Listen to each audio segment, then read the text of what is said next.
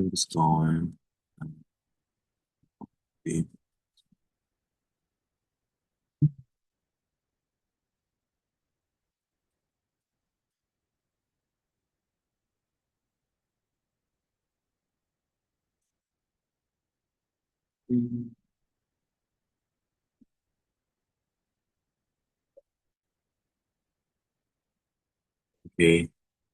Hey guys.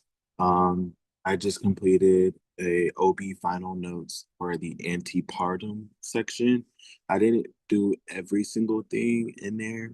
Um, I didn't do every single thing, like every bullet point or every topic, but I tried to do majority that are like kind of heavy hitters or just refreshers.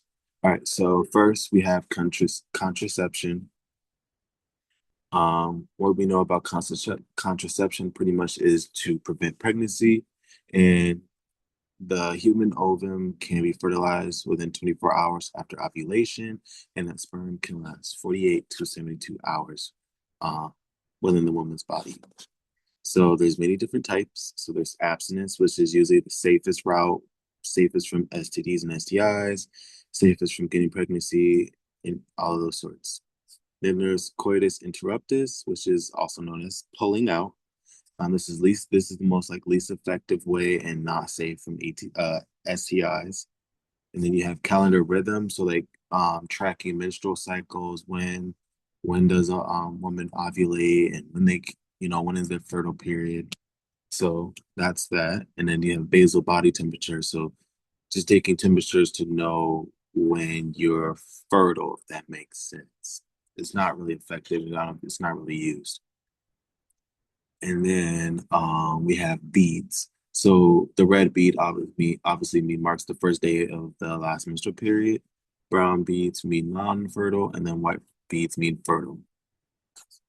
So then we have some barriers. So we have the most common is the condoms. We have the vaginal condoms. You don't want to use this with penile condoms because of the rubber or the latex can break it. You have spermicide, which makes the vaginal flora acidic to kill sperm. And then you want to do this 15 minutes prior to sex. And then you also have, wait, sorry, let me do this so no one can.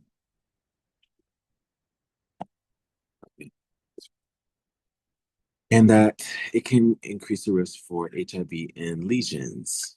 And the cervical cap, that's something else. And then there's also a sponge. Then hormonal would be the COCs, which are the combined oral contraceptives. This suppresses ovulation, so we want to tell them to get routine checks, pap smears, cervical screenings. You never want to miss a dose. You want to take it. You want to take one, and if you do, you want to take one as soon as possible. Some adverse effects is depression. So depression. Always remember depression. Breast tenderness, oil skin, scalp, and hirsutism, which is just abnormal hair growth for a woman. So like they'll have hair on the face and stuff like that. And then you also want to tell people with cardiovascular diseases, problems, and cancer to avoid these type of contraceptions. All right, progesterone only pills, also known as mini pills. You want to take it at the same time every day. The effectiveness decreases once the liver get used to it, so they can most definitely build a dependence on it. So you might want to switch over to a different contraceptive if they do become dependent. We have transdermal patches, so put it on dry skin, only on the buttocks or the lower abdomen or the outer sorry, what did I put? Anyways, the outer arms, yeah, the outer arm slash upper torso, not the breast. They are at risk for DVTs. And what else do we have? So for emergency oral contraceptives, like I put down like it's like PEP. So if you are pregnant, you need to take one within 72 hours, which is 3 days. Take antiemetics and maybe get a copper IUD, and this can be used up to 5 days after unprotected sex. Then we have vaginal rings, which is also just a risk for clots. hypertension, stroke, and heart attack. Then we have injectable progestins, also known as medro blah blah blah, medroxprogesterone. They have an increased risk for osteoporosis, and then you want to increase their calcium and vitamin D. And this should only be used for long term, more than 2 years. So the implantable progestin is an implant in the arm. Sometimes some say it's very painless because of the numbing, but increased risk for ectopic pregnancies. Adverse effects can be weight gain, depression, and excuse me, and decrease in bone density. So you tell to treat calcium and vitamin D. All right. So tubal ligation, which is just getting your tubes tied. Biggest risk is ectopic pregnancy. We have IUD, the most effective LARC, which is long-acting reversible contraceptive. This maintains 3 to 10 years.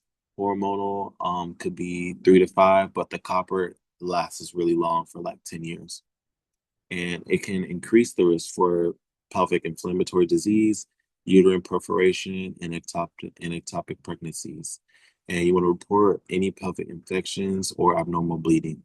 So the most common thing with all of these contraceptions are ectopic pregnancies and pelvic inflammatory disease. And you don't want to give it to people that have a lot of cardiovascular problems. Okay. So vasectomy, it was sad to see that this was like the only male thing, but vasectomy was just um, getting rid of all sperm so that the sperm count must be zero on 2 consecutive tests. Some say it's irreversible, some say it can be reversed depending on the situation.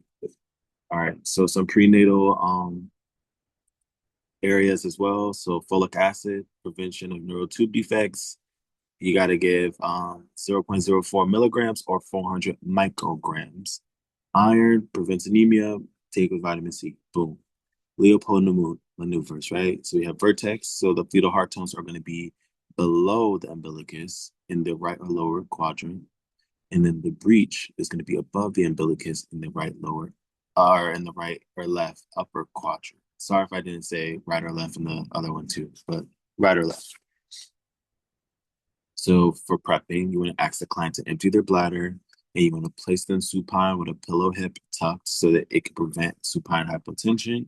And then you want to auscultate the fetal heart rate post assessment. But during this on ATI, there will be a question on the order. So you want to identify the fundal part by the fundus. Then you want to locate the baby's back.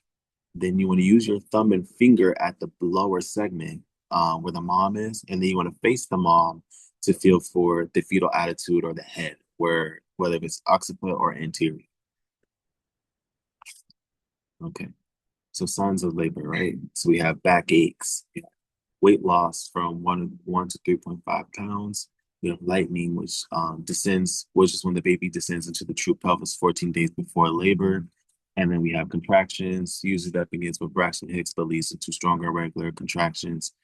We have bloody show, vaginal discharge. If it's brownish or greenish, just have neonatal resuscitation available. But the majority of the time, that's just the explosion of the mucus plug. We have energy burst, also known as nesting, and then cervical ripening, which is where the cervix will become soft and partially effaced and that's when it can become dilated. All right, Bishop score. This determines readiness for augmentation or induction or general labor. So subjects would be cervical. So we're checking for the main things like effacement, dilation, the consistency, and the position. And then for station, we know station, like whether the baby's at 0 or +1, +2. We have RH factor, it's the same things. Minister program around 28 weeks if the mom is RH negative and unsensitized, and they're at risk for hyperbilirubinemia, so they most likely will have jaundice. Or if there is incompatibility, then it's a danger to the baby and could possibly die since the bloods do not mix. And you will see a positive indirect Coombs test if there is an incompatibility. All right, HELP syndrome, also known as hemolysis, elevated liver enzymes, and low platelets. So this is like a combination of gestational hypertension, liver dysfunction, and low platelets. So hemolysis, this is just the breakdown of blood. So they'll have anemia and jaundice. They'll have elevated liver enzymes, so increased AST and ALT levels with nausea, vomiting, epigastric pain. And then they can also have low platelets, so that they can result in bleeding. So with thrombocytopenia, DIC, and you want to just be aware of bleeding precautions. And with the hemoglobin, it is decreased because of the hemolysis, since they're prone to have anemia. All right, so expected findings is kind of similar to hypertension and liver failure. So blurred vision, flashes of dots, hypertension, proteinuria, periorbital edema, all those edemas, jaundice, seizures, right upper quadrant pain, scotoma, which is where a blind or dark spot happens in the vision. This can be a sign of glaucoma, which is just too much pressure in the eyes. And then for diagnostics, we're going to just do a dipstick for proteinuria, 24-hour urine collection, non-stress test, contraction stress test, and a BPP, and daily kick counts. So nursing care, we'll do our vitals, of course, do daily weight, like the usual stuff, always. Um, some medications would be nifedipine. Biggest main common one is magnesium sulfate. And we'll get into the toxicity. So with magnesium sulfate, you always want to monitor the vitals and the DTRs. So because it still works like calcium, but if there is a toxicity, you'll most likely have absent DTRs. Urine would be less than 30 mLs per hour. Respirations would be 12, less than 12 per minute. Decreased loss of consciousness. Well, yeah, they just have a loss of consciousness. And cardiac dysrhythmias, I want to say like maybe exhausted points or something. Okay, so when they are getting the magnesium sulfate and in the initial like pushing of the med, they can have like a burning, like a heat or like a sweaty type feeling, but it's normal for them to feel that way. But if you do suspect a toxicity, you always want to stop the infusion and administer calcium gluconate or calcium chloride. And then you want to prepare for a respiration or cardiac arrest. And then for client education, you want to have them remain on bed rest in a sideline position to prevent hypotension. Tell them to avoid alcohol, tobacco, caffeine, and anything high in sodium. Tell them to drink 8 cups a day. Keep them in a dark, quiet environment to prevent seizures and maintain that patent airway for the seizures. All right, and then moving on to chlamydia, which is the most common STI. As you can see, the complications here that can happen is PID, PROM, preterm labor, postpartum endometritis. For babies, it can be conjunctivitis, pneumonia, ophthalmia. So risk factors, obviously, sex partners, unprotected sex. Unexpected findings will be the usuals, but with pregnancy, spot bleeding, gray-white discharge, and pearl discharge. Our nursing actions, you always want to identify and treat all sexual partners, tell them all to come back and retest within 3 to 4 weeks after medicine, and then teach safe sex practice and report the STI to the county or whatever you need to report it to. And then for meds, you want to give azithromycin, amoxicillin, but you never, ever, ever want to give doxycycline or levofloxacin. And then for the babies, it would be erythromycin in the eyes. All right. For PID, risk factor would be ectopic pregnancy. Inevitable abortion would be there's two things with this. So dilation and curettage this is just to dilate and scrape the uterine walls to remove uterine contents. And for dilation evacuations to dilate and evacuate uterine contents. So yep. Um an inevitable abortion is spontaneous. The bleeding is moderate, the cramps are mild, and the cervical opening is usually dilated. And for that's it for now. Thanks for watching.